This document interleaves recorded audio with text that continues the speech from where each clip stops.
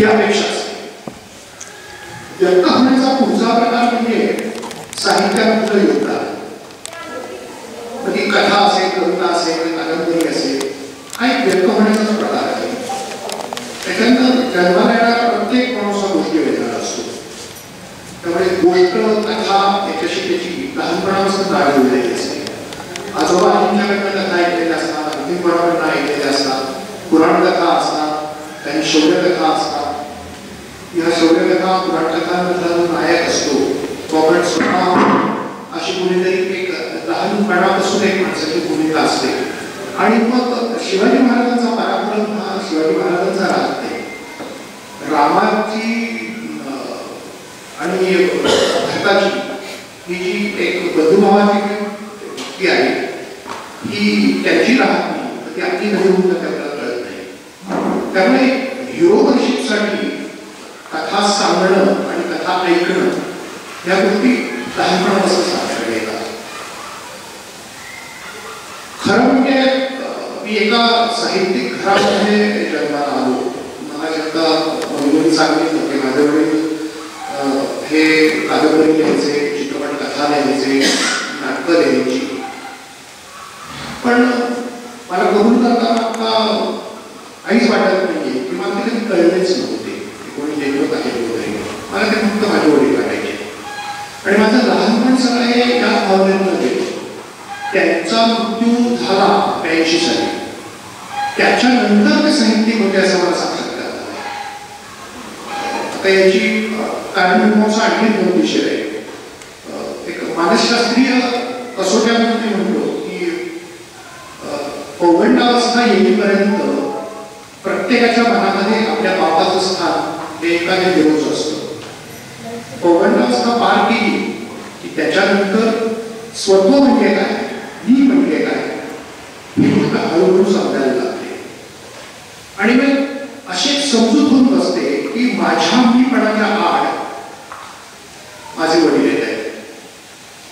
आणि मग एक प्रकारे वडिलांचा द्वेषा शब्द जर हाच वाटत असताना ही वस्तुस्थिती आहे सुरू होतो आणि आपण आपल्या वडिलांचे शत्रू करायला लागतो. हे कुठपर्यंत आपण बाप बनेपर्यंत.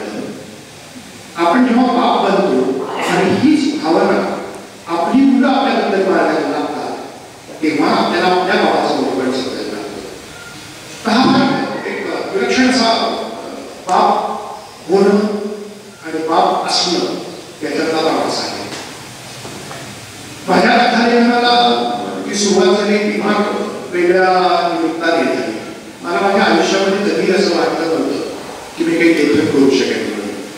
कारण एक अतिशय लाजरा बुजरा आणि लोकांच्यापासून लांब राहणारा असा एक मुलगा होतो. त्याचं महत्वाचं कारण असं होतं की माझ्या डोळ्यातलं जगलं. त्याच्यामुळे मला सतत असं वाटायचं की लोकांपासून आपण लांब राहावं. आणि मला तो चांगला महिना आठवतोय, जुलै किंवा ऑगस्ट महिना होता. आम्ही शनिवारपेठ नारायणपेठेमध्ये पुण्यात राहत होतो आणि एक दिवस दारावरची कडी वाजली आणि दार उघडलं तर एक ग्रस्त बाई होते आणि ते म्हणते गोगोपाल निघत राहतात का, कारण त्या गावाच्या पाट्यावर मी सुद्धा बघत होती. कारण मी जी होतं सांगतो ही साधारणपणे 71-72 सांगितलं. तर मग त्यांनी विचारल्यानंतर माझ्या आजीने दरवाजा उघडला हो कसा. ते म्हणते की मी विशाल साहित्यामध्ये उपसंपादक आहे आणि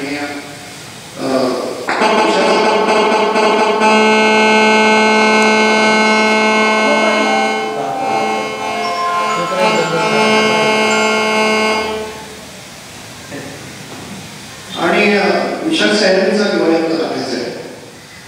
तर पाकिस्तान भाषेची कथा आहे त्याकडे सातपुते वगैरे नावाचं त्या ग्रस्तांचं जेवढे शिवशिल्पा ग्रस्त फार मोठ्या आशेने आलेले होते ते. आणि माझ्या वडिलांनी खरं म्हणजे त्यांच्याशी नम्रतेनं वागणं मला अपेक्षित होतं. कारण मी तिथं आजूबाजूलाच होतो. मला वाटतं मी कॉलेजच्या पहिल्या वगैरे 2ऱ्या वर्षाला असेल. पण माझ्या वडिलांनी त्याला जे उत्तर दिलं ते फार मलाच अस्वस्थ करून जाणार होतं. ते त्यांना म्हणाले की काय सांगतो त्याच्यात माझ्या डोक्यामध्ये एखादी गोष्ट येते तेव्हा त्या गोष्टीचं रूपांतर चित्रपट कथेमध्ये होतं, किंवा नाटकामध्ये होतं. कथालेखनामध्ये ती माझी गोष्ट वाया करू इच्छित नाही आणि त्यावर मी तुम्हाला देऊ शकत नाही. नैसर्गिकपणे तो माणूस थकू झाला आणि ते निघून गेले. मला मी म्हटलं तसं मी अशा वयात होतो की मला माझे वडील माझे सगळे कसं वाटायचं आणि त्याच्यामध्ये या प्रसंगाने बरं पडली. मी आत्मा अतिशय अस्वस्थ झालो की या सातपुते नावाच्या ग्रंथांनी ज्या काही अपेक्षा बाळगून तो आला होता त्या अपेक्षांवरून माझे वडील वागले नाही. किमान त्याला सभ्य भाषेतलं उत्तरे मिळालं आणि मला कुठेतरी एक यायला झालं की काय परिस्थिती काय प्रतिमा झाली असेल वडिलांच्याबद्दल आणि एकूणच साहित्यिकांच्याबद्दल त्याची मतं काय झाली असेल.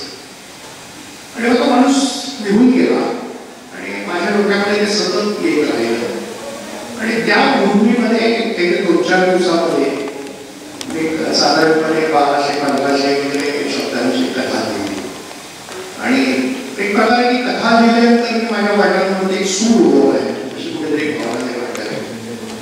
आणि आता त्याचं काय करायचं मला ते सातपुते आठवले. मी विशाल साहेबांच्या ऑफिसमध्ये गेल्यानंतर माझी हिंमतच होईल ते विचारायचे सातपुते कुठे गेले आणि ते आता पावटासाठी दुसरीच नाकाला तिकडे तिकडे फिरत राहिलो. एक पेटी दिसली त्या पेटीत तिथे काढ होती आणि आलो तसा स्वर्ग. गमत म्हणजे त्याच्यावरती वर्ष गेलं आणि वर्षानंतर एक दिवस घरी पोस्टाने विशाल साहेबांचा अंत आला आणि घरात कोणालाच कळेल की सकाळ लोकसत्ता महाराष्ट्र टाइम्स असे काही अंक घरात आले तर लोक समजू शकत होते. विशाल साहेबांसारखा एक पेपर आपल्याकडे काहीच करायला आणि तो तसाच पडून राहिला. मी बाहेरून आलो असा आल्या पुढून बघितलं ती कथावाणी छापलेली. मला नावही आठवलं त्याचं पारंबी नावाची कथा होती आणि त्या पारंबीचा विषय पण असाच होता की बाप आणि मुलगा यांचा नाते संबंध आणि त्याच्यामध्ये त्या झाडाची जी पारंबी होती तिच्याशी मी स्वतःशी कुठेतरी त्याची तुलना करत होतो आणि ही कादंबरी पण हळूहळू आपल्या शाळेला पारंबी ही लाभ जमीन घुसणार आणि त्याचा एक प्रकार वृक्ष तयार होणार असेल तर ती कथा आपण अशीच पारंबी आहोत आणि वडिलांचं केळबाडाचं झाड आहे त्याच्यापासून फारकत घेणार एक वेगळं झाड तयार होईल वगैरे वगैरे अशी छान प्रॅक्टिस आणि झालं. मग आतापर्यंत मला नेहमी असं वाचायची सवय होती. लेखक मोबाईल पारखी माझ्या आयुष्यात पहिल्यांदाच लेखक दीपक पारखी वाचलं आणि विलक्षण सुखावलं. आता खरी गंमत पुढे अशी झाली की संध्याकाळी वडील कॉर्पोरेशनमध्ये इंजिनियर होते. ते घरी आले ते येताना एक शर्टपीस घेऊन आले. तो त्यांनी माझ्या हातात ठेवला आणि मला कडकडून भेटला. आमच्यामधल्या नात्याची सुरुवात होती आणि त्याला माझं लेखन कार्यक्रम समजलं आणि माझ्या ही गोष्ट लक्षात आली की आपल्याला लिखाणामुळे नाती निर्माण करायला माणसं जोडता येतात आणि याचं मूर्त सोडून पुढे गेल्या 2 वर्षांमध्ये मी अनुभवते की माझ्या लिखाणाच्या माध्यमातून मी राजन खान नावाचा एक माणूस जोडत आहे. ते मला फार महत्वाची गोष्ट वाटते. हा मी माझ्या लेखनाला मी कशी सुरुवात केली याविषयी सांगितलं. हा एक व्यक्त होण्याचा भाग होता. लिखाणाला कशी सुरुवात केली हा आत्ताचा विषय नाही. फक्त व्यक्त होण्यासाठी काहीतरी म्हटलं पाहिजे म्हणून मी व्यक्त झालेलो आहे. आता मी हा माईक याशी करतो.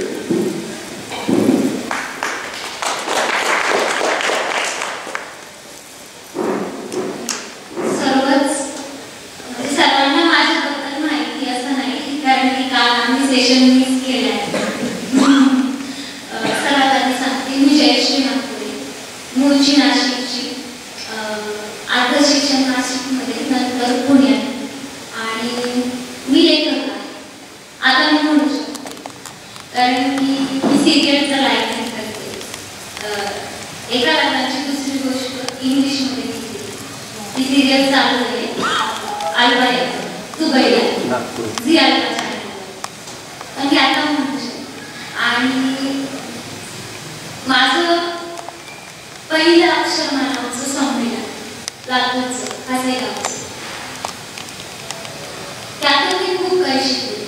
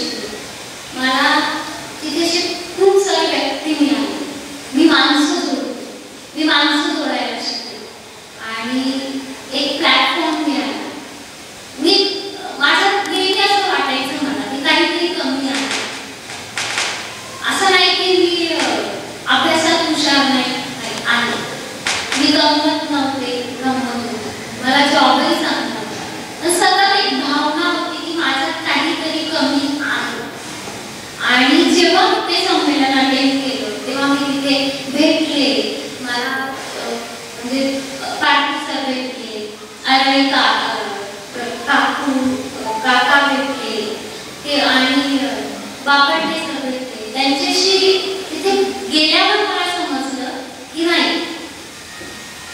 कमतरता आपण मानतो म्हणून कमतरता नसते. न्यूनगंड निघाला आणि मग मी एक जगण्याला सुरुवात केली. त्याच्या आधी मी लिखाण करत नव्हते असं नाही. लेखक म्हणून माझे असं पेपरमध्ये नाव यायचं. ही गोष्ट छापली. लेखक जयश्री नागपुरे ही रिपोर्टिंग केलेली, टाइम्स ऑफ इंडियामध्ये काम केले, जर्नलिस्ट म्हणून असं रिपोर्टर असं नाव यायचं. पण त्यांनी कुठेतरी काहीतरी कमी असं मला नेहमी वाटायचं आणि मला सुट्टी मिळत नव्हती जॉबवर संमेलनाला येण्यासाठी. तर मी म्हटलं मी जाणार आणि संमेलन झाल्यानंतर मी बघेन की तुमचं काय डिसिजन आहे. मी संमेलनाला आले. त्याच्यानंतर जेव्हा ऑफिसमध्ये गेले तेव्हा माझं आणि बॉसचं भांडण झालं. पण मला तेव्हा इतकी ताकद मिळाली होती की मी त्या क्षणी रेजिग्नेशन तोंडावर टाकून आले. मला नको, मला पैसे नको, मला आता स्वतःसाठी जगायचं. मी तुमचे कंटेंट रायटर आहे, कॉपी रायटर आहे, काम करते, पण मी व्यक्ती म्हणून कोणीतरी आहे आणि मला जगायचं आहे, काहीतरी करायचं आहे. त्यासाठी मी झटत होते. तिथे जाऊन मला एक वेग सापडला. जे नवीन असते ना त्यांना खूप मजा येईल. आजचं सेशन, उद्याचं सेशन, काहीतरी सापडेल आणि माणसं जोडली. तुम्ही खूप माणसं जोडली, म्हणजे इतकी माणसं जोडली आहे. आता खूप आवडतं माणसं जोडायला. तुम्ही माणसं जोडली. अजून मला एक असा अनुभव सांगायचा आहे की या ओळखी असतात ना त्या काही ना काही देऊन जातात. अनुभव असतात ते शिकवून जातात. मला कधी असं एकटं वाटायला लागलं ना की मी एक पुस्तक काढते आणि ते वाचते. हिरकणीचं बिराड माझ्यासाठी खूप इन्स्पिरेशनल आहे. खूप हसते मी कधी कधी. होतं असं वाटतं असं त्यात सगळं संपावं आणि आपणही हसावं. त्यावेळेस मी ते पुस्तक काढते आणि ते वाचते. कारण की ते प्रसंग आहेत ते तुम्ही वाचा, मी सांगणार नाही, ते तुम्हाला खूप काही देऊन जातं.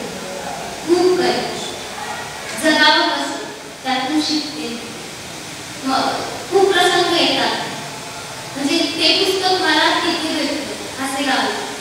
त्यानंतर माझ्या आयुष्यात कधी असा प्रसंग आला की मी ते पुस्तक काढते, ते वाचते आणि परत जगण्याला सुरुवात करते. मी आदर्श मानते त्या पुस्तकाला. आणि खरंच असे उदार चढाव येतच असतात. खूप वाटतं खूप. अजूनही का माहिती असून सगळे कुठेतरी असं वाटतं त्यात संपावं आणि आपणच नसावं. तेव्हा मी ते पुस्तक काढते, ते वाचते आणि त्यातले जे कठीण प्रसंग त्यांनी कसं फेस केले ते वाचून मी स्वतःला द्यावे. कारण की मी माणूस होते आणि तो माणूसच मला जगण्यास शिकवतो. बस मी एवढं सांगू.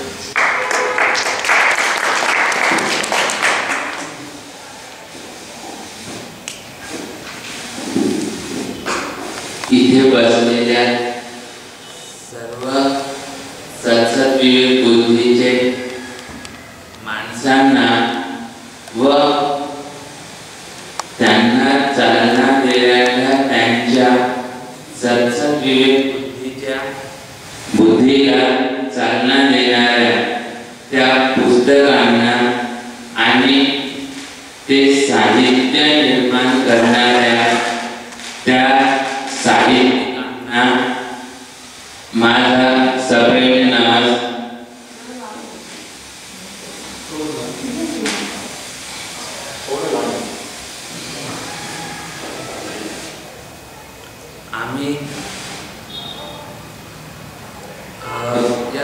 आम्ही शिकत होतो. आम्ही विगत होतो तर आम्ही हे शिक्षण घेत होतो शाळेत. आम्ही आमच्या शाळेचे शिक्षण घेत होतो.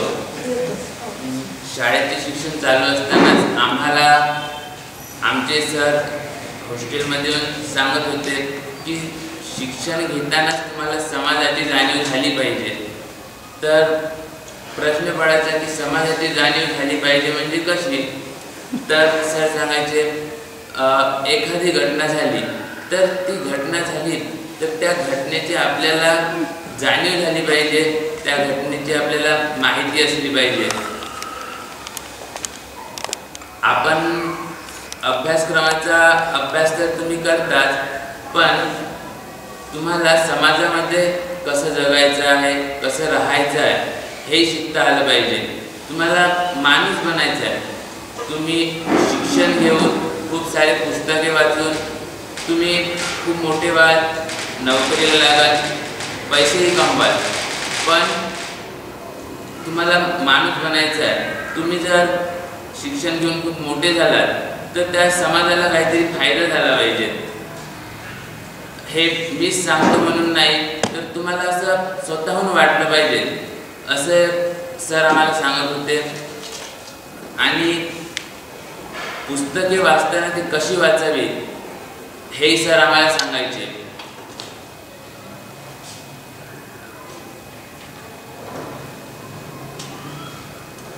आणि तुम्ही एखाद्या नोकरीला लागलात तर त्या नोकरीवर तुम्ही जे व्यक्ती लागलात ते कितीतरी आजपर्यंत त्या नोकरीला करून गेले, पण तुम्ही आणि त्यांच्यामध्ये काय फरक आहे. तुम्ही ती नोकरी करत आहात, पण जे अगोदर केले आणि तुम्ही करत आहात त्यांच्यात काहीतरी फरक असला पाहिजे. त्यांनी जे कार्य केले आणि तुम्ही केले त्या कार्याचे समाजाला काय उपयोग झाला हे सर्वांना समजलं पाहिजे.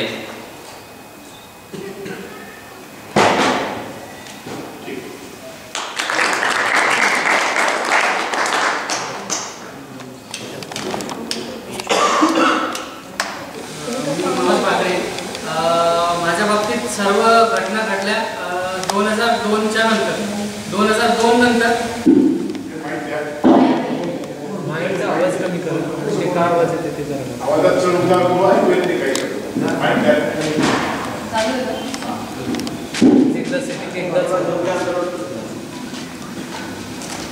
2002 नंतर आवाज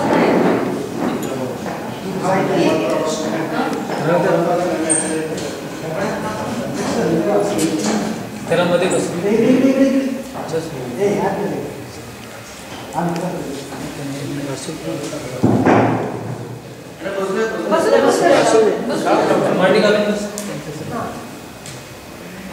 काढता येईल का स्टँड स्टँडच काढ.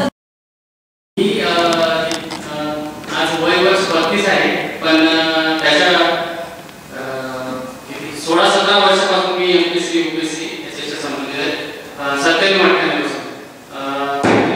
95-96 मी 10वीत होतो. तेव्हा सायन्सला ॲडमिशन घ्यायला काही 1100 रुपये फी होती, ती नव्हती.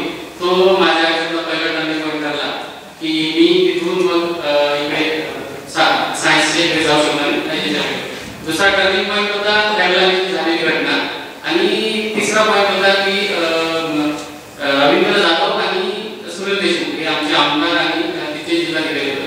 त्यांचं कॅबिनेटमध्ये झालेलं एक भांडण मी बघितलं होतं. त्याच्यानंतर माझ्या आयुष्याला थोडी वळण दिली की आपल्याला स्पर्धा परीक्षेकडे का वळायचं आहे. स्पर्धा परीक्षा आणि बाकीच्या ज्या नोकऱ्या असतात त्या म्हणजे आता आमच्या बरोबरचे जे पोरं आहेत ते 60,000 70,000 पगार कमवून राहिले आहेत, आणि कलेक्टरला पण पगार तेवढाच लागतो. 60 आणि 2 याच्यात काय फरक आहे. तुम्ही 2 तासाचा एक लेक्चर तुम्ही 60-70,000 रुपये कमवू शकता, आणि इथे कलेक्टरला दिवसभर इकडे मानधन म्हणून मागावं लागतं. मग त्या दोघांचा डिफरन्स बघितला. एकाच्या हातात इतके पगार राहते की तो 1 दिवसाचा जज राहतो, आणि एकाच्या हातात लेक्चर कोणी आला असताना जात असताना तरी त्याला कोणी ओळखत नाही. आणि कलेक्टरसाठी 2 बॉडीगार्ड एक राहण्यासाठी कोणी ते भरड पडलेली होती. आणि जवळपास मी 17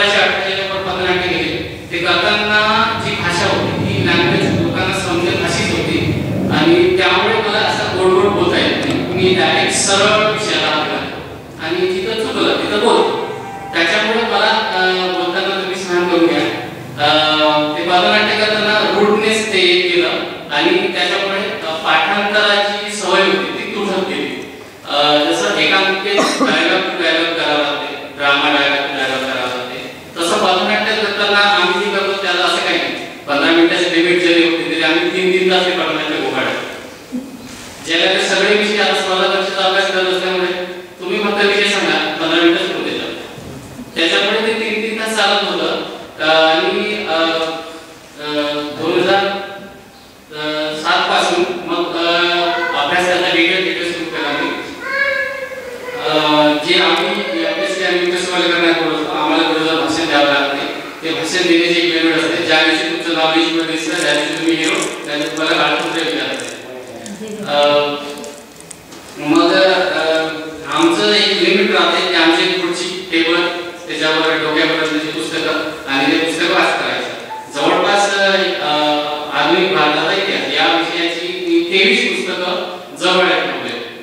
एकाच विषयाचे आधुनिक भारताचे म्हणजे एका पुस्तकातून समजलं नव्हतं असं नाही, पण मग 23 पुस्तकात काय करत होते. मग ते यूपीएससीचे जेवढे ट्रेंड्स आहेत, एमपीएससीचे जेवढे ट्रेंड्स आहेत, सरळ सेवा, जेव्हा पोलीस भरतीला इंटरव्ह्यू होत होता तेव्हापासूनचे आम्ही पुढे अभ्यास करतोय. आणि आता तर इतकं वातावरण चिकटलेलं आहे की 3 वर्षापासून पीएसआयची ऍड नव्हती, ती आता पीएसआयची ऍड आहे. त्यावेळेस त्यावेळेस जे काही ऑफलाईन होतं त्याच्यामुळे खूप डिले होत होता. तो आज फॉर्म म्हटल्यानंतर 6 महिने परीक्षेनंतर त्याच्या 8 महिन्यानं मेस, त्याच्यानंतर इंटरव्ह्यू, फिजिकल करेपर्यंत त्याचं लग्न होऊन जातं. आणि आताची कंडिशन असं झाली की आज हे केल्यानंतर तुम्हाला 3 महिन्यात फ्री, 1 महिन्यात फ्री. आज राज्यसेवेची ऍड की 2 महिन्यात तुमची फ्री, तिसऱ्या 4 महिन्यानंतर मेस, इंटरव्ह्यू आणि एका वर्षात तुम्ही करून घरी जाऊ शकता. एवढं करता करता नोकऱ्या लागल्या असं नाही. पीएसआय पीओ, बँक पीओ केलंय, स्टाफ सिलेक्शन केलंय आणि एका दिवशी 3 वेगवेगळ्या परीक्षा देण्याचं कर्तव्य करून बघितलं. जवळपास 150च्या वर परीक्षा दिल्या आणि त्याच्यापैकी सक्सेस जे पाहिलं तर ते -0.1% असं काही गोष्ट आहे. जर आज एक विचारलं तुमच्या समोर बसलेलं आहे तू काय आहे, काय नाही, मोठा 0, 32 वर्षाचा 0, एवढं सगळं करून दे. आणि असं काहीतरी व्यक्त व्हायला मार्ग पाहिजे होता. रोज तुम्ही 4 पेपर वाचता, 4 पेपरला 4 घटनांचे तुम्ही अनालिसिस करता आणि ज्या घटना तुम्हाला दिसतात त्या घटनांच्या मागं काय चालतं म्हणजे रीडिंग बिटवीन द लाईन्स जे प्रकार असतो तो जास्त मला आवडला लागला. सिलेबसमध्ये पण मी ड्रामा आणि फिल्म शोधायला लागलो. त्याच्यामुळे नापास होण्याचं प्रमाण टक्केवारी वाढत गेली. आणि आता जे पास झालो ते जे अगोदर शिकलेलं होतं ते झालं. सांस्कृतिक कार्यसंचालनाला जेवढ्या वर्ष मी शोधत होतो, नाट्यमध्ये काय, पथनाट्यमध्ये काय, लोकनाट्यमध्ये काय, हे सगळं शोधत आता त्याचीच परीक्षा त्याचं इंटरव्ह्यू दिला. त्यांचंच म्हणणं आहे की एवढे वर्ष केले आता हे अशा खूप साऱ्या घटना घडत गेल्या. आणि या दरम्यान मी 4-5 एकांकिका लिहिल्या. त्या एकांकिका पण करंट बेसिकच होत्या. करंट बेसिक म्हणजे त्या वेळेस त्या घडलेल्या घटना मी अशा उचललेल्या. एक ॲकॅडमिक होती तिच्या जीवनावर एक एकांकिका लिहिली होती. आणि आता ड्रामा तर करू शकत नाही कारण सिलेबस अभ्यास करून आहे यूपीएससीचा आणि 3-3 महिन्याची प्रॅक्टिस होत नाही. तिकडे गेले की मग ते पूर्ण 100% तिकडे लिहून देतो मी. मग ते तडवीत जाते एमपीएससी यूपीएससीचा. तर मग तुम्ही एका जागेपासून काय करू शकता, तर रोजच्या घटनांचं अनालिसिस करायचं आणि त्याच्यावर तुम्हाला जे वाटतं ते लिहून काढायचं. मग त्याचं करता 8 ते 9 एकांकिकेची रद्दी जमा झाली. आणि मग ते करता ही खूप हे झाले, कुठं घटना आहे याची आपण फिल्म करूया. मग त्याच्या 3 फिल्मच्या असा ड्राफ्ट बनवून ठेवलाय. आणि आता याला वर्क कधी करायचं तर याला वर्क केल्यानंतर आपल्याला एक जॉब लागले चांगला मला. मग ते राहिल्यानंतर आपण करू. आता आपल्याकडे काही पैसे नाही. रायटर असोसिएशनचं सदस्य घ्या, ते नंतर ते ड्रामा लिहा, पाठवा, ते करेपर्यंत तुम्ही मांडायला होऊन जा. जेव्हा मी ते आता लिहून ठेवलेलं आहे आणि एक लिमिट ठरवली होती की आपल्याला याच्यावर काही करायचं नाही. ही जी यावेळीची यूपीएससीची मेस दिली मी हे ठरवलं होतं की हे माझी लास्ट मेस, त्याच्यानंतर मी काही करणार नाही. एवढे दिवस झाले मी काय करतो, कल्चरल फिट सेलिब्रेट केलं, तिकडेच जायचं, तिकडेच आपलं काय करायचं करून टाकायचं. मग ते एवढे पुस्तकं काय करायचे तर आता ते एक प्रोपोजल आहे त्याला ते डोनेट करण्यासाठी एका पुस्तकं ऑलरेडी अंडरलाईन केलेलं आहे, नोट्स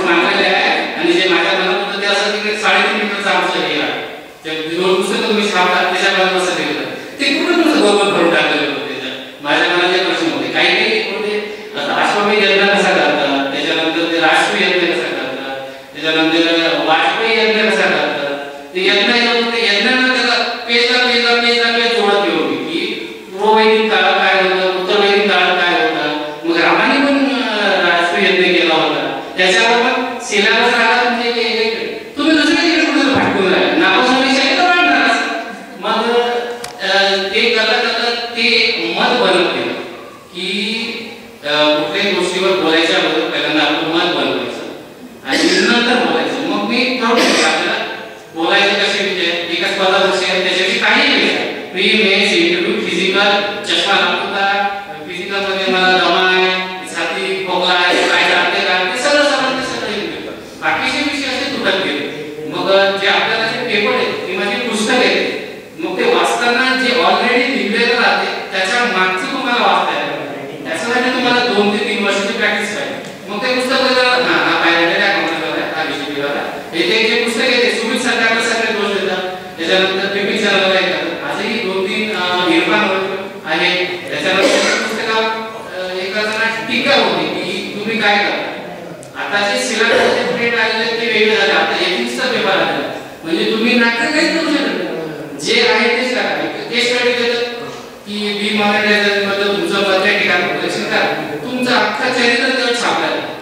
हा खूप मोठ्याने बोललेला आहे, हा रागावते, ही आहे ती आहे की हा म्हातारा आहे, हा पारंपरिक आहे अपारंपरिक काय ते तुमचं चरित्र ते तेवढ्या ओळीत त्याला सगळं चेक करण्याला समजूनच जाते की तुम्ही कोणाच्या बाजूचे आहे आणि काय एक एक शब्द तुम्ही तुमचं कॅरेक्टर तुम्ही डिफाईन होते. आणि असं करताना जे राग असा साचत गेला तो कमी करायचा. तो कमी करण्यासाठी मग मी लिहिण्यात गेलो की हे मला कधी पण सांगू तुम्ही हे जाणून कधी करून नाही करायचं. दरवेळेस पेपर आले की ते बलात्काराची केस दिसते मूठ तोडून टाकलंय आणि व्हॉट्सअपवर फिरणारे मेसेज कधीपर्यंत हे हा वाटणं ताण कधी कमी होईल. मग त्याच्यासाठी मग मी ते लिहित गेलो ते मला ताण केलो. आणि सगळ्यात मोठा मला जडलेला रोग आहे की ते मेमरी खूप स्ट्रॉंग आहे की 10 वर्ष अगोदर केलेलं पण ते लक्षात राहतं. ही मेमरी स्ट्रॉंग असण्याची आदत कुणालाच नसतो. कारण एक माणसाला ते एक विसरण्याचं जे वरदान दिलेलं आहे ते असावं. स्ट्रॉंग मेमरी असणाऱ्यांना रडता पण येत नाही, बोलता पण येत नाही आणि कोणाला व्यक्त पण होत आहे. आई वडील आमचे म्हणजे मी एकदम 2 शब्दात सांगायचं कॅरेक्टर तर भूमी शेतमजूर आहे. त्यामुळे घरी जमीन नाही, आम्ही कुठं पण जातो आणि त्यामुळे आई वगैरे कधी नोकरी लागली. आता 32 वर्ष झाला, आता 35-33 वर्षांनी रिटायरमेंट होणार मग काय करणार सांगायचं. त्यांना ते आल्यानंतर एक पत्र लिहिलं होतं त्याच्या आईला, त्यांनी मी देश सेवेसाठी केलं ते त्यांना आपल्याकडे समजून सांगायचं आई असं असते बरं त्यांना मूर्ख बनवून राहिलं आपण आणि आपण त्या युपीएससीच्या मागे चालतो. तिथे तुम्ही इंटरव्ह्यूला मी एक इंटरव्ह्यू दिला युपीएससीचा. ते देताना मला असं जाणवतं की मला बोलता येत नाही. काय प्रॉब्लेम होता काय माहिती नाही. म्हणजे असं गोड ते त्यांना हॅलो सर गुड मॉर्निंग कसे ते जाताना ते सोबत ती जमेल ना ते त्याच्यामध्ये कदाचित मला मी घ्यायचं काही नाही. कारण ते त्याच्यावरती प्रत्येक गोष्ट सांगताना अगोदर ते पार्श्वभूमी तयार करा आणि मग सांगा. त्याच्यासाठी जे आहे डायरेक्ट बोलायचं आणि निघून जायचं. मी तिथे गेलो डायरेक्ट त्याला बोलवायचं हा त्याचा इंग्लिश कमी त्यावेळेस इंग्लिश सांगतो. आता ते पण विसरायला लागलं म्हणजे ते नकोच होता इंग्लिश मला मराठीचे एक वर्ष घ्यायला लागलं. तर मग ऑप्शनल मराठी मार्क्स घेण्याचा प्रयत्न केला होता. 3 महिने मी करून बघितला. मग ते मला मी गुण करणार नाही केला मला 500 शिक्षा देण्यात यावी. मी गुण करणार नाही केला मला 500 शिक्षा. एक सॉफ्टवेअर सरकार एक प्रवीण चव्हाण म्हणून मराठी त्यांनी समजून सांगितलं की मराठी किती खतरनाक आहे याच्या वाट्याला तू जाऊ नको कारण तुझी मराठी व्यवस्थित नाही. मी गुण करणार नाही केल्यास मला 500 शिक्षा दिलं एक त्याच्यामध्ये. ते जर मी गुण करणार नाही केल्यास मला 500 शिक्षा देण्यात येईल. ते त्यांनी ट्रेमंडस पद्धतीने समजून सांगितलं की मराठी तू लिहू पण नको आणि ते काय करू पण नको. तुझ्या तुझ्या बसी बातच नाही कारण ते पॉईंट तू जीव घ्यायचं म्हणून मी ते लिहिणं पण सोडून घेतलं. आता एक मराठी झालेला मित्र आहे त्याच्याकडे ते माझ्या जास्त सगळं घेऊन गेला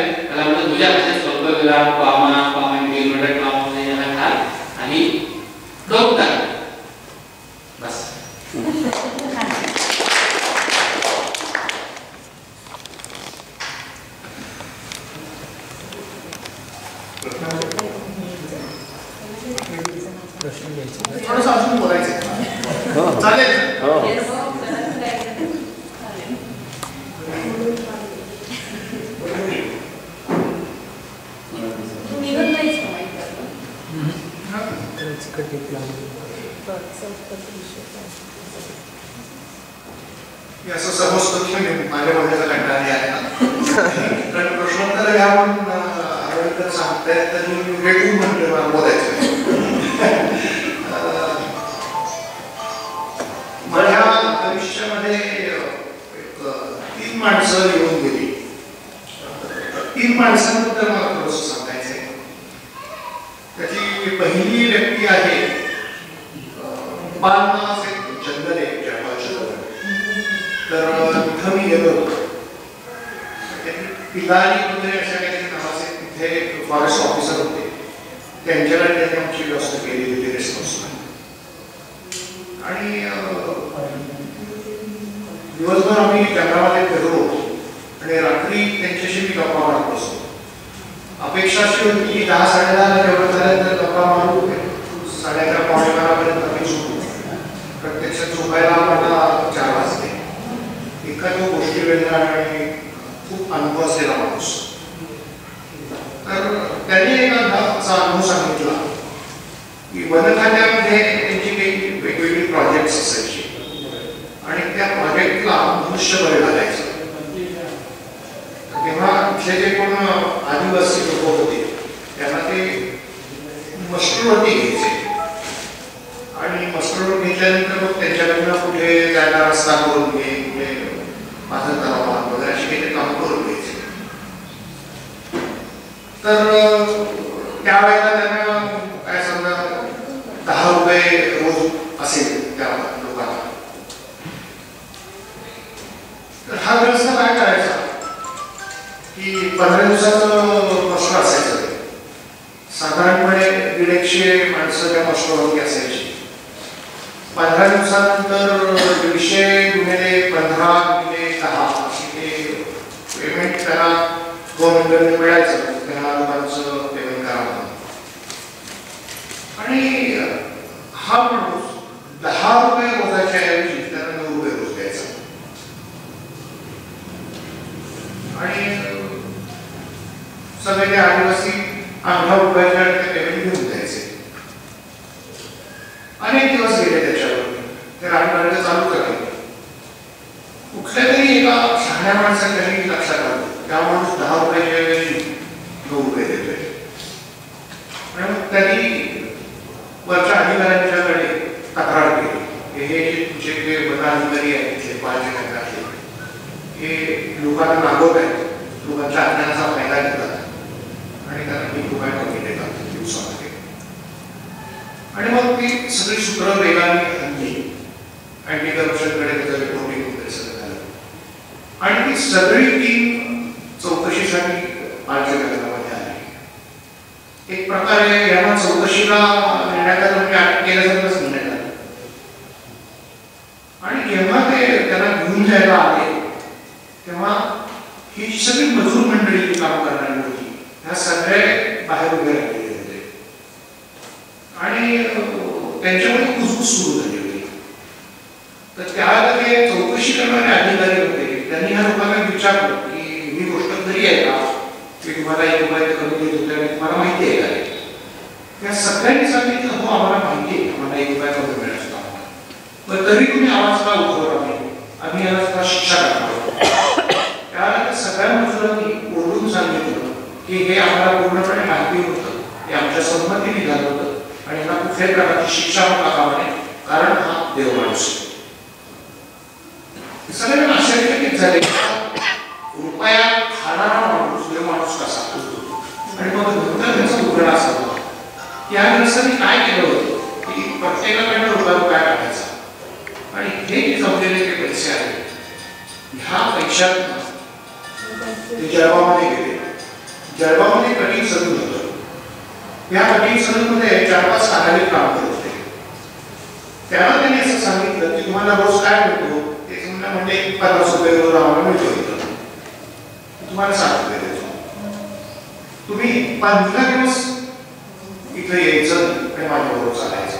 मी तुमचं कुठे आधी दिवसात उद्या आणि मग ही 6 धाव्यांची टीम घेऊन ते जंगलामध्ये गेले आणि जंगलामध्ये गेल्यानंतर आदिवासींच्या मध्ये काही चांगली मुलं त्यांनी तयार केली असतात आणि ह्या धाव्यांनी दाढी दाढी कशी करायची, केस कसे कापायचे याचं ट्रेनिंग द्यायला सुरुवात केली. 15 दिवस त्या मुलांना ट्रेनिंग दिलं. त्याच्यानंतर हे सगळे नावी कंपनी पुन्हा व्यवहारावर गेले, त्यांनी पैसे देऊन टाकले आणि ही सगळी जी तयार झालेली मुलं होती ही रेग्युलर आदिवासींची कार्यान्वित करतात. आज त्याचा परिणाम असा आहे की तो जो जगाचा जो भाग आहे तो 2 राज्यांमध्ये विभागला गेलेला आहे. काही भाग त्यातला मध्य प्रदेशमध्ये आहे, काही महाराष्ट्रामध्ये.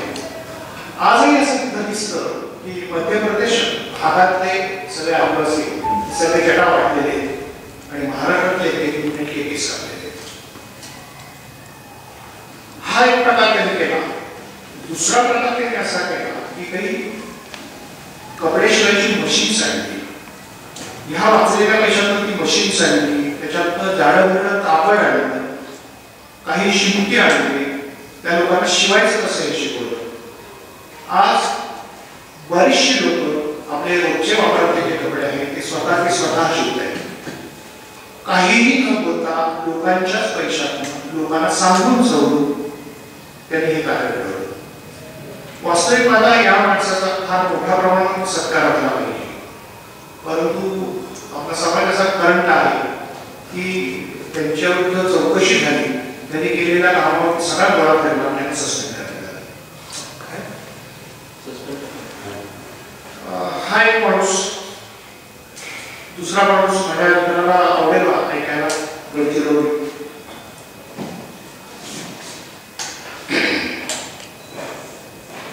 प्रकाश आंबेडकरांनी गेलो.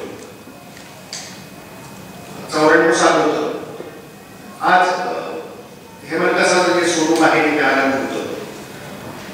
आपण प्रकाश आंबेडकरांचा सिनेमा बघितला असेल कारण सुरुवातीच्या काळामध्ये जी दृश्य त्याच्यामध्ये दाखवलेली आहे तो काळ होता. मी मला मागे समजतो की मी त्यावेळी तिथे गेलो आणि गेल्यानंतर इकडच्या सगळ्या गप्पा वगैरे सगळ्या झाल्या. माझ्या अपेक्षेपेक्षा ते माझ्याशी चांगले बोलत होते. त्यांच्याबद्दलचा माझा आदर थोडा हळूहळू वाढायला लागला होता. नंतर संध्याकाळी 5 वगैरे वाजले. मे महिना होता त्यामुळे दिवस उजेड होता तसा 5 वाजता उदं उतरले. मला म्हणते दीपक तुला आमचं वैभव दाखव. काय त्यांचं प्राणी संग्रहालय. तर प्राणी संग्रहालयामध्ये आम्ही गेलो होतो. हा प्राणी तो प्राणी दाखवत होते. तर हे फिरत असताना मी प्रकाश आंबेडकर असं म्हटलं की एक जिम कार्पेटचं पुस्तक वाचलं आणि त्याच्यामध्ये जिम कार्पेटने असं म्हटलेलं होतं की जगामध्ये फिरत असताना पूर्वी शिकार करायचा आणि शिकार करत असताना एका वाघिणीची त्यांनी शिकार केली. वाघाचं लक्षण त्यांनी मिळवलं आणि त्याला घरी घेऊन आला. घरी घेऊन आल्यानंतर त्याला बाटली दूध वगैरे पाहत राहिले आणि ते त्याच्या घरामध्ये मांजर फिरतो तसं ते वाघाचं लक्षण पुढे हळूहळू ते मोठं बोलते आणि मग ते मांजराच्या घरी कुत्र्यावर आणि त्याला एक अशी सवय होती की आपल्या जुंकारबद्दल प्रेम दाखवण्यासाठी तो त्यांना नेहमी चांगला करायचा. एकदा जुंकारपेठेला खुर्चीवर बसून ते पुस्तक वाचत होते आणि ते नेहमीप्रमाणे त्यांचे पाय चालत होते. थोड्या वेळाने पायाशी चुमचुम होते म्हणून त्यांनी बघितलं तर पाय करत नाही आणि ते चालत होतं. त्या क्षणी त्यांच्या डोक्यात घंटा वाजली की या बछड्या जे आता पूर्ण वाढलेलं आहे मोठं झालं आहे की ज्याला बछडा घंटा काढली अशा अवस्थेत ते आहे. यांना मानवी रक्ताची पहिल्यांदा चव लागलेली आहे. त्याच्यामुळे हे मॅन होण्याची शक्यता खूप वाढलेली आहे आणि मग ते अस्वस्थ झालं आणि खूप त्या पिकावरती प्रेम असूनही त्यांनी त्याला बघितलं. तर म्हटलं असं सगळं वाचलं होतं आणि त्या क्षणी प्रकाशामध्ये एकदम शांत झाले. माझ्याशी बोललेच नव्हते. माझ्या प्रत्येक पुढच्या प्रश्नांना अतिशय कुठं उत्तर द्यायचं की ज्या माणसाविषयी माझा आदर वाढत चालला होता तो झोपायला घसरत चालला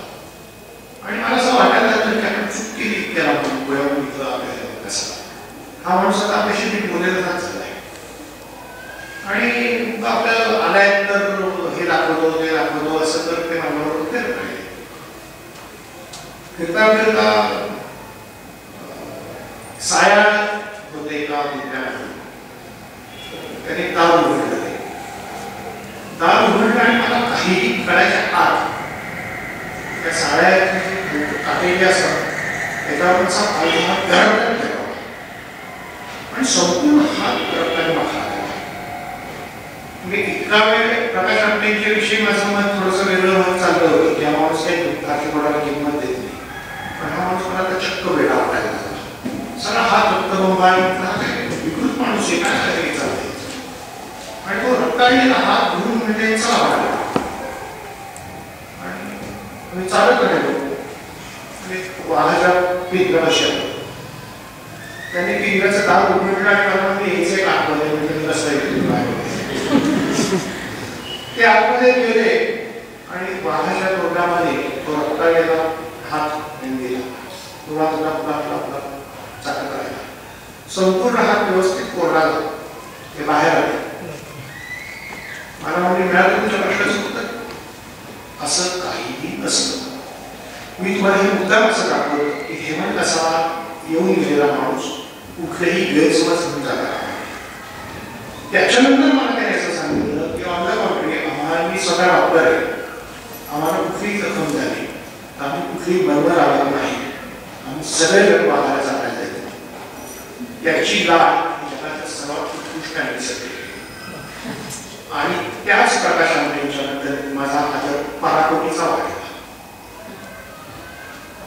अतिशय समर्पक उत्तर देणं आणि कृतीने उत्तर देणं हा एक अतिशय वेगळा अनुभव.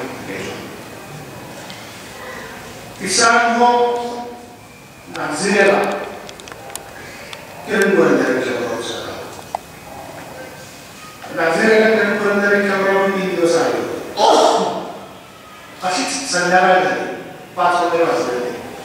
नाझिर आपण बघितली की मला माहिती पण तिथं फॉरेस्ट डिपार्टमेंटच्या बऱ्याच आहे त्याच्यापुढे तळ आहे.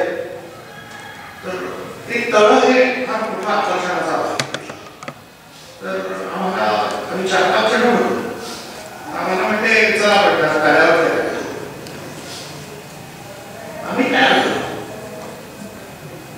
त्यांच्याकडे हॅट होते आणि त्या हॅटला 2 सव्वा इंच लांबीची अशी बॉर्डर होती. ती हॅट ती घालायची नेहमीच घालायची. तो त्यांचा एक युनिफॉर्म सारखा आणि ती त्याने हॅट घातली. इतके माझी समजत होते की ऊन असतं म्हणून लोक हॅट घालतात, पण आता सावली म्हणजे संध्याकाळ झाली तरी त्यांनी हॅट घातली. आम्ही चालत चालत चालत त्यांच्याबरोबर जात समोर असा एक कातळ दिसत होता की ज्याच्यावरती 10-12 माणसं बसू शकते असं. तर त्याच्याकडे त्यांनी मग दाखवलं आणि म्हणजे आपण थोडा वेळ तिथं बसूया. आम्ही बरं म्हटलं आणि आम्ही चालत असताना एकदम त्यांनी आम्हाला थांबा आणि लांबून कुठून तरी खूप लांबून एक पक्षाचा आवाज येत होता. मला म्हणजे एकदम सगळ्यांनी एकदम शांत आवाज सोडून नाही करू नका आणि त्या आवाजाचं ते वेग घेत राहिले. त्यांनी खरं म्हणजे त्या पक्षाचं नाव सांगितलं पण माझ्या आता ते लक्षात नाही. आपण घटकावर त्याला किंगफिशर सांगूया आणि त्या पक्षाचा तो आवाज त्यांनी ऐकला आणि तसाच आवाज तोंडाने काढायला सुरुवात केली. साधारणपणे 3-3.5 मिनिटांमध्ये तो लांबून येणारा आवाज हळूहळू जवळ येत राहिला. जवळ येत राहिला आणखी पुढे 10-15 पुढे गेलो. तो इकडे पुरंदरे आवाज काढत होते, तिकडनं तोही आवाज निघत होता, जवळ येत होता. साधारणपणे 20-25 मिनिटांनंतर आम्ही कातळावरती सगळ्यांनी बसलो आणि चक्क समोर एक खैराचं झाड होतं त्याच्यावर पक्षी बसला. त्यांचा आवाज काढणं चालूच होतं. तो तिथनं झाडावरून उतरला. तो जो कातळ होता त्याच्या एका टोकाला येऊन बसला. यांचा आवाज काढणं चालूच होतं. तो हळूहळू आमच्यापासून 2-2.5 फुटावर गेला. यांचा आवाज काढणं चालूच होतं. तो त्यांच्या हॅटच्या बॉर्डरवर गेलेली असते आणि मग सुमारे 25 ते 30 सेकंद त्या आवाजाची आम्ही जुगलबंदी आहे. नंतर तो पक्षी उडून गेला आणि त्याला त्याचा कोरपणा झाला होता. तेव्हा पेरणपुरात त्यांनी सांगितलं की ती फिमेल होती, मी मेलचा आवाज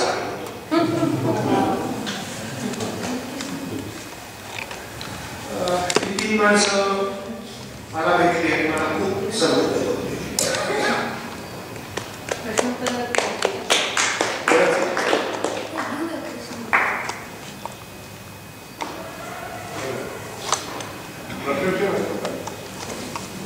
मला जयश्री तुला विचारायला आवडेल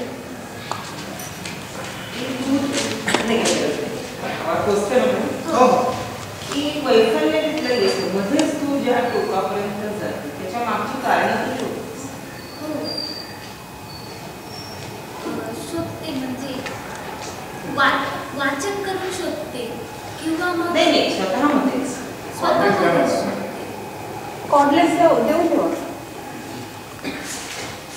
राहू दे कॉर्डलेस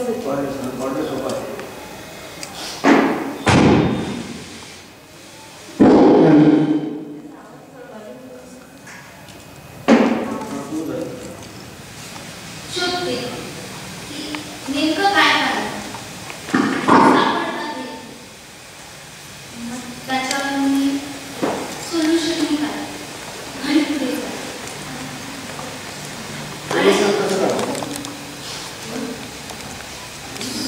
सोल्युशन म्हणजे ती बाजू सुधारण्याचा प्रयत्न करते. हे खूप क्रिएटिव्ह असल्यामुळे तुला ते जाणवतं स्वतःमधून जास्त अपेक्षा करतेस का हो मी स्वतःबरोबरच कम्पीट करते. मी इतरांना माझं कॉम्पिटिटर कधीच मानते. मी स्वतःलाच स्वतःचा कॉम्पिटिटर मानते. कारण की मी जर स्वतःशी स्पर्धा नाही केली तर मी पुढे जाणार. माझा आजचा जो दिवस आहे त्यात मी काय कमी केले ते मी उद्याच्या दिवसात नाही करणार असं ठरवलं असतं. आणि आहे मला स्वतःकडून स्वतःसाठी अपेक्षा आहे आणि इतरांच्याही खूप अपेक्षा आहेत माझ्याकडे आणि त्या पूर्ण करण्याचा मी खूप प्रयत्न करते. आणि होतं कधी मी नाही वेळ देऊ शकत, कधी घरच्यांना, कधी माझ्या स्वतःच्या कामाला. त्यावेळेस असते की मी कुठेतरी अपूर्ण आहे आणि त्यामुळे मला असं नेहमी वाटतं की काहीतरी कमी आहे. मला सगळंच मग थांबवावं असं वाटतं मला. येत होतं असं बरेचदा मग मी ते पुस्तक काढते आणि ते वाचते की खूप अडचणी असल्या तरी मार्ग असतो शोधत नाही. शोधलं तर नक्की सापडतं पाहिजे. पण जर शोधलंच नाही तर सापडणार नाही. प्रयत्न करा मिळेल पाहिजे मग मी तो प्रयत्न करते आणि हे करते. जेव्हा मला असं काही वाटतं ना त्यावेळेस मी घरात आईशी नाही, वडिलांशी नाही, भावाशी नाही, बहिणीशी नाही, त्याचे 2 मुली आहेत लहान त्यांच्याशी पण नाही. मी एकटीच बसते, वाचते किंवा मग लिहिते आणि मग सॉर्ट आउट करते. मी जो प्रॉब्लेम आहे माझ्यातला मी तो स्वतःच सॉल्व करते आणि मग इतरांशी बोलते. पण मी जेव्हा माझा किंवा मी चिडते तर मी स्वतःला जास्त चिडते. इतरांमुळे, माझ्या रागामुळे किंवा माझ्या कुठल्याही अस्वस्थतेमुळे इतरांना त्रास होणार नाही याचा मी जास्त करते. माझ्या बोलण्यातून, माझ्या वागण्यातून इतरांना त्रास होणार नाही ना याचा मी जास्त प्रयत्न करते. आणि चुकून असं झालं त्याचं मला खूप वाईट वाटतं की माझ्याबरोबर हे झालं, हे व्हायला नको. नेक्स्ट टाइम मी असं करणार. मला पण एक थोडं बोलायचं इंटरव्ह्यू करायचं म्हणून मी याचा वेळाचा अभ्यास केला. मला जे काय वाटते तुम्ही मला तुम्ही सांगा की तुम्ही बोलू शकता तेव्हा मला पण बोलायचं आहे. बोलू सगळ्यांसाठी तुला अपूर्णता वाटतं की काय झालं, काय वाटतं काय?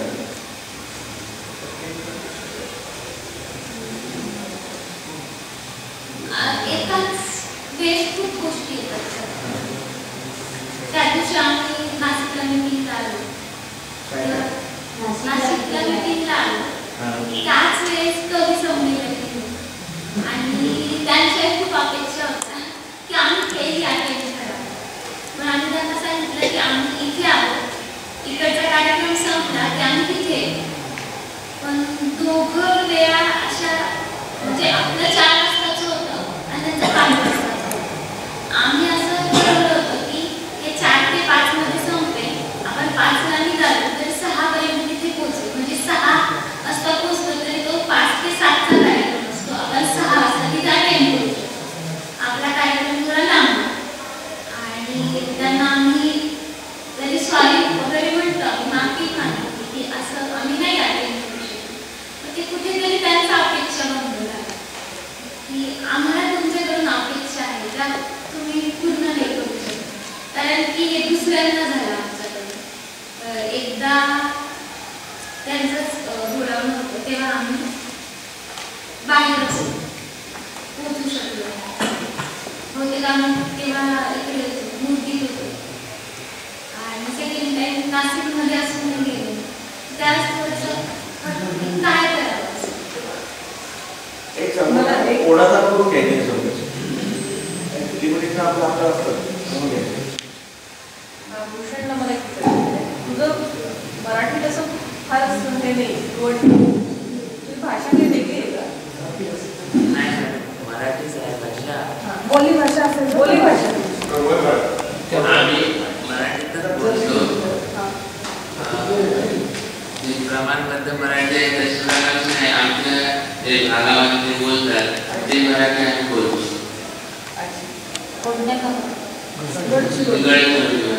म्हणजे कसं सांगतो एखाद्या वाक्याचं बोलू नका ना तुमच्या इकडचं. म्हणजे तुझ्या भाषेत बोला, आम्हाला किती समजते.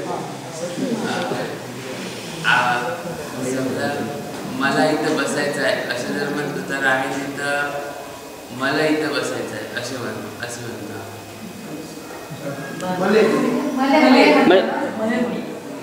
मले का मला याच्यामध्ये मी थोडी भर घालायची. भाषा वेगळी नाही आहे, ॲसेंट थोडा वेगळा पडतो. जळगाव भागामध्ये ऐरणी भाषा असते. ऐराणी बोली, ऐराणी बोली बोली भाषा आहे. अशी ह्यांचे पण एक हा भाग थोडा मागास पडतो आणि दुर्गम पडतो. त्यामुळे ॲसेंट थोडा वेगळा असतो. तो मराठी मिक्स, आदिवासी भाषा मिक्स. त्यांच्या भागाकडे गोंड समाज जास्त आढळतो, आदिवासी. त्यांची भाषा थोडी मराठीपेक्षा कुठली डिफरंट वेगळी पडते. ती एक बोली भाषा पडून जाते. आणि मग हा जो गडचिरोलीचा भाग आहे हा एक काय म्हणतात हायब्रिड भाग आहे. मराठी, वराडी आणि गोंडी हा मिळून एक यांची भाषा बनते. त्यांनी ज्या थोड्या वेळापूर्वी सांगितलं आम्हाला, हा वराडीतला एक शब्द आहे ज्याला मराठी मला. तर मराठी भाषा प्रत्येक भाषा एक प्युअरच असते. अशिक्षित किंवा अव्यवहारी भाषा कुठलीच नसते. पण हे जे बोलतात ते त्यांना नॅचरली पडतं. त्यांची जीभ त्याच्यामध्ये रुळलेली आहे. त्यामुळे त्यांना आपण त्या भाषेमध्ये त्यांना आपण देऊच नाही असं मला वाटतं.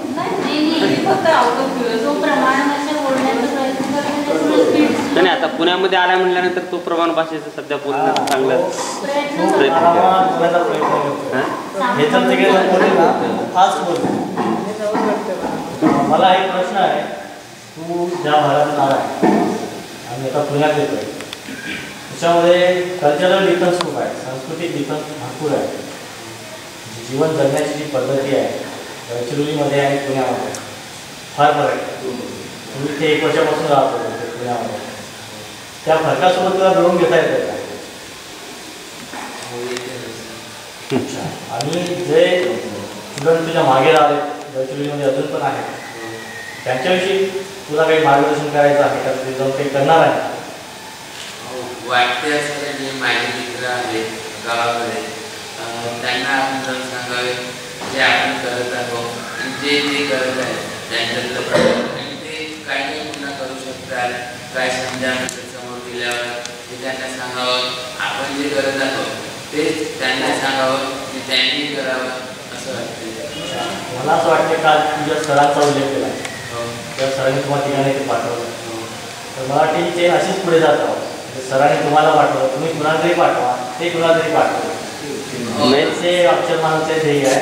सरांनी सांगितले आम्ही जे आमचे ज्युनियर आहेत त्यांना आम्ही सांगत असतो की तुम्ही इकडे या, किती संध्याकाळी तुम्हाला आणि शिक्षणाचे सुविधा जर आहेत. बागडे सरांना माझा हा प्रश्न आहे की तुमची स्ट्रगल फार मोठी आहे. कौतुकास्पद भाग हा आहे की तुम्ही फार विनोदीरित्या ते सांगितलं आहे. कारण 6 वर्षाचा काळ निराशेला जन्म देतो, तर निराशेच्या तुमच्या ह्याच्यात किनार जरी असले तरी तुम्ही तो फार हिमरसरित्या मांडला. मला असं वाटतं की तुमच्या या 6 वर्षातून काहीतरी कन्फ्युज व्हायला पाहिजे. मॅसेज इतर जे NPSC तयारी करताय त्यांना काहीतरी एक मॅसेज द्यायला पाहिजे. तर तो तुम्ही काय केलं? मला असं वाटतं आता जुना काळ वेगळा होता. आता गल्ली गल्लीत 250 रुपये पर क्लासपासून 2.5 लाख रुपयेच्या क्लासपर्यंतची रेंज वाढलेली आहे. जेव्हा आपण आपल्या मुलांना सांगतो की तुम्ही IAS व्हा, IPS व्हा, तिकडे जा, तेव्हा पहिला त्यांना प्रश्न असा पडतो की क्लास लावले पाहिजे का, रेफरन्स बुक कुठले वापरले पाहिजे. हे जेन्युइन प्रश्न तुम्ही त्याची काही एक BAच्या लेवलपासून असतात आणि कोणाचा क्लास किंवा कुठला सिलेबस वाचलं पाहिजे याच्यापेक्षा काय नाही वाचायला पाहिजे ते सांगायची आता गरज आली पाहिजे. कारण एक जुना काळ तेव्हा एकच पुस्तक होतं की त्यासाठी एकच पुस्तक वाचायचं, तेवढ्या याच्यात तुम्ही होऊन जातं. पण आता 23 पुस्तक वाचून तुम्हाला मेसेचा प्रश्न कव्हर होत नाही, तर मग त्याला ते सांगावं लागतं की तुम्ही हे उगाच हे पापड पसारा करू नका, जेवढं आहे तेवढंच करा आणि 20 पैकी 18-19 प्रश्न तुम्ही सोडवा पास. त्याच्यावर म्हणजे काय केलं पाहिजे याच्यापेक्षा काय करू नका हे सांगण्याचं आपल्याला. मला एक म्हणायचं की आपण आता 6 वर्ष तुम्ही सांगितलं की तुम्ही स्पर्धा परीक्षेचा अभ्यास करताय आणि तुमच्या बोलण्यातून असे गोष्ट जाणवली की तुमचा पोळा आहे तो पथनाट्य किंवा ड्रामा किंवा परफॉर्मिंग आर्ट ह्याच्याकडे, आणि तुमच्या मनामध्ये हा सातत्यानं संघर्ष आहे की मला तिकडे लक्ष द्यायचं, इकडे लक्ष द्यायचं.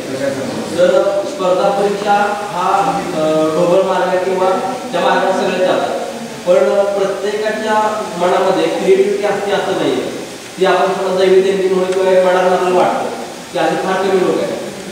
तर एक तशी म्हण आहे की जर पाण्यातल्या माशाची परीक्षा जमिनीवर चालण्याच्या बेसवर घेतली तर तो मासा अपयश म्हणूनच जाईल. माशाने तुम्ही जमिनीवर चालायला लागणार, पण त्याची परीक्षा तुम्हाला पाण्यात पोहायच्या ह्याच्यावर घेतली पाहिजे. जर तुम्हाला खरंच असं वाटत असेल की तुमची तिकडे ओढ आहे तर तुम्ही त्यात फार मोठी उंची संपादन करू शकता आणि अशा लोकांची समाजात फार गरज आहे. कारण ते काय शिकून होत नाही किंवा ते ढोबळ मारणार जसं MPSC क्लासेस आहे, कोचिंग आहे, हजारो मुलं ते करताय, तसं नाटकाला तसं नाही आहे. त्या ध्येयाने तुम्ही पुढे गेला पाहिजे. तर तो पण तुम्ही विचार करू शकता की आपल्यामध्ये जर त्या अनुभव गुण असतील तर त्याला आपण न्याय देऊन त्याच्यामध्ये उच्च स्तरावर जाऊ शकतो असं तुमच्या म्हणण्याचं मला दाखवलं.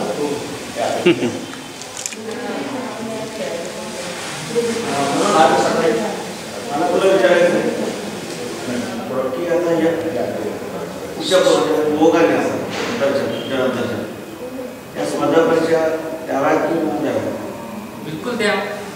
कसं गव्हर्नमेंट चेंज झालं की स्पर्धा परीक्षा भरतीचे जे निकष होतात ते चेंज होतात, बदलत झाले. तेवढं क्लासेसवाले काय करतात हे याचंच ॲनालिसिस करतात. तुमच्याकडून 80,000 90,000 कसे घेतात ते याच्यासाठी जागा निघणार आहे नाही निघणार हे त्यांना 1 महिन्या अगोदर कसं काय माहीत पडते.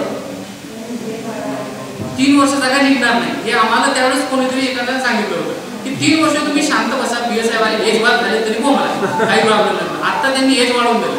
फॉर्म भरताना कितीतरी पोरांचे फॉर्म एक्सेप्ट होत नव्हते. नंतर ते जेव्हा त्यांनी टेक्निकली ऑफिशियली डिक्लेरेशन दिलं की तुम्ही तुमचं एज खरंच वाढलेलं आहे, ते तुम्ही करून तुम्ही हे झाले. पण आमच्या बरोबरचे जे पोरं होते ते आता एज वर झाले, ते नाही करू शकत. मला माहिती आहे की त्यांना का कळतात हे तर मला माहिती आहे, पण असं आहे की क्लास लावावं की नाही लावायलाच पाहिजे. कारण होते कसं आता मी 2011ला पहिली मेस आणि इंटरव्ह्यू 2011 दिलं. त्यावेळेस नवीन CSAT आणि ते लॉन्च झालेलं होतं. तेव्हा काही कोणाला शिकवणाऱ्याला पण कळत नव्हतं की काय शिकवलं पाहिजे, त्याच्यानंतर पेपरमध्ये काय येणार काही ते कळत नव्हतं. त्याच्यानंतरचा ट्रेंड आला की इंग्लिश पॅसेज काढून टाकायचं आणि हिंदीच ठेवायचं. ते शेवटच्या 3 ते 4 दिवस अगोदर UPSCने डिक्लेअर केलं की पेपर तर छापलेले आहे, ते तर तुमच्या ऑन टेबल आलेले आहे, तुम्ही त्याच्यातले इंग्लिशचे प्रश्न सोडवू नका. खेड्यातल्या कोणालाच माहीत पडलं नाही की इंग्लिशचे पेपर सोडवायचे आहेत नाही सोडवायचे आहेत, काय करायचे, हा धिंगाणा वेळेवर झालेला. ते 4 दिवस अगोदर झालं. MPSCचं तर त्याच्यापेक्षा वाईट कंडिशन आहे. त्यांची साईटच करप्ट होते, रिझल्टच हे होते. 3-3 महिने PSIचं ट्रेनिंग केलेल्या पोरांना MPSC लेटर पाठवून सांगते की तुमचं चुकीनं सिलेक्शन झालेलं आहे, वापस घरी या. अरे बाबा, यांना तुम्ही काय म्हणा द्यायचं की नाही द्यायचा प्रश्न. हा, ते करताना तुम्ही चूज कुठले क्लास करतात ते सांगा. कारण झोलाच्या पाशी खूप सारे लोक आहेत. आता तर डिजिटल सगळं यायला लागलंय. तुम्हाला जेवढं सिलेबस पाहिजे सगळं डिजिटल आहे. सगळ्यांनी आपापले असे लेक्चरचे असे व्हिडिओ बनवलेले आहेत विथ व्हिज्युअल इफेक्ट, ते सगळे तुम्हाला दाखवते. मग जर तुम्हाला तिथं जाऊन पण जॉग्राफी शिकायची आहे, पुस्तकात पण जॉग्राफीच आहे आणि तुम्ही आतापर्यंत जॉग्राफी शिकत होते 8वी 9वी 10वी 12वी, मग तुम्ही 2 लाख कशासाठी देता? मग तुम्ही जे ते 2 लाख कशासाठी द्यायचे? ज्यांच्याकडे पैसे आणि वेळ आहे, ज्यांच्याकडे 2 गोष्टी आहेत त्यांनी बिंदास कारण माझ्याकडे पैसे नव्हते, मी वेळ इन्व्हेस्ट करत चाललो आणि दरवेळेचा ट्रेंड समजतो. आता यावेळेस आपलं हे चुकलं, हे प्रश्न नव्हते, हे नव्हतं, ते क्लासेस लावल्यानंतर काय होतं 2 लाख दिल्यानंतर मी तुम्हाला सांगणार नाही आमच्या क्लासमध्ये काय नोट्सचे झेरॉक्स पण देत नाही कोणी, सांगत पण नाही. आणि त्यांच्याच लक्षात राहत नाही सरांना काय शिकवलं. कारण 1 वर्ष नुसतं नोट्सची थप्पी जमवण्यात झाली तुमचं. दिल्लीला जर तुम्ही गेले तर 2.5 लाख आरामात तुमचे गेले. 1 लाख 1.5 लाख क्लास आणि तो वर्षभर मुखर्जी नगर ते तिकडे त्यांचं ते चालू राहते. कारण ते मुखर्जी नगरला खूप कमी जागा आहे म्हणजे पोरांना राहण्यासाठी आणि तिथं तर 2-2.5 हजारपासून म्हणजे पुण्यातच नाही तिथं पण आहे. तुम्हाला असे पोतेनी नोट्स विकत मिळतं. आता ते वाचायचं काय, किती वाचायचं, वाचायला माणसं ठेवायची काय म्हणजे असं पण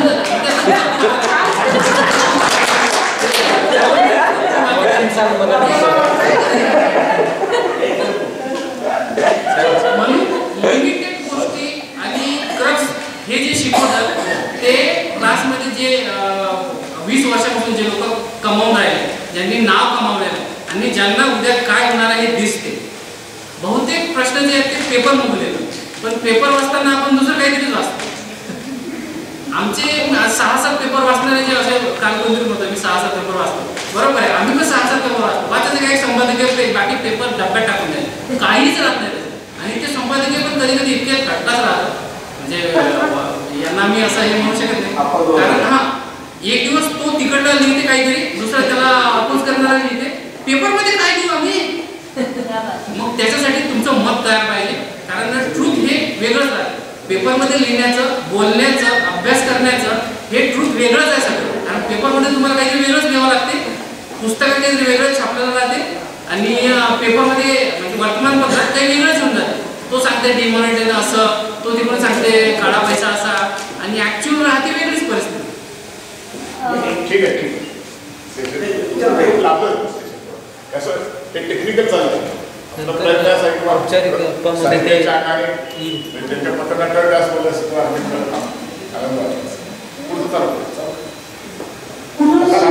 बोलू काय असं म्हणणारे काँग्रेसला थांबलेलं बोलायचे म्हणून बोलावे. जय श्री पाटील आणि 2 ओळी आठवल्या. ज्याला स्वतःची ओळख कधी पटणार नाही, ज्याला स्वतःची ओळख कधी पटणार नाही, त्याच्या जीवनाची बाब कधी फुलणार नाही. तर मोकळेपणाने बोलली. सगळ्यांचे धन्यवाद आणि पार्टी काकांनी चांगला अनुभव ऐकवले त्यांचे धन्यवाद. तर पुढच्या सेशनसाठी मी आमंत्रित करते छाया कोरेगावकर, शोभित निकोसे, गोपाळ कांबळे सर, अश्विनी माने,